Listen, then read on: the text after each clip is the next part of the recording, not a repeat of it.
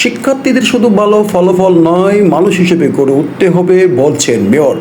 Chittagong city corporation mayor doctor Shahadat Hossain বলেছেন, শিক্ষার্থীদের শুধু ভালো ফলাফল অর্জন করলে হবে না, নৈতিকতা, মানবিক মূল্যবোধ ও দেশপ্রেমে উজ্জীবিত হয়ে আদর্শ মানুষ হিসেবে নিজেদের গড়ে তুলতে হবে। শনিবার 27 জুন পাথরঘাটা সিটি কর্পোরেশন কলেজে অডিটোরিয়ামে আয়োজিত 2026 সালের এসএসসি পরীক্ষার্থীদের বিদায় সম্বর্ধনা, অবসরপ্রাপ্ত 3 জন শিক্ষককে সম্মাননা প্রদান এবং দোয়া অনুষ্ঠানে প্রধান অতিথি বক্তব্য তিনি এসব কথা বলেন।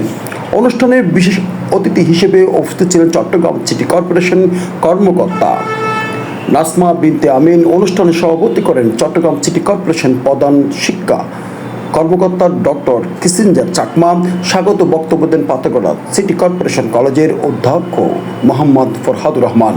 প্রধান অতিথি বক্তব্য মেয়র ডক্টর শাহাদাত হোসেন বলেন, এসএসসি পরীক্ষা শিক্ষার্থীদের জীবনের একটি গুরুত্বপূর্ণ মাইলফলক। আত্মবিশ্বাস, কঠোর পরিশ্রম ও শৃঙ্খলা সঙ্গে পরীক্ষায় অংশগ্রহণ করলে সফলতা অর্জন সম্ভব।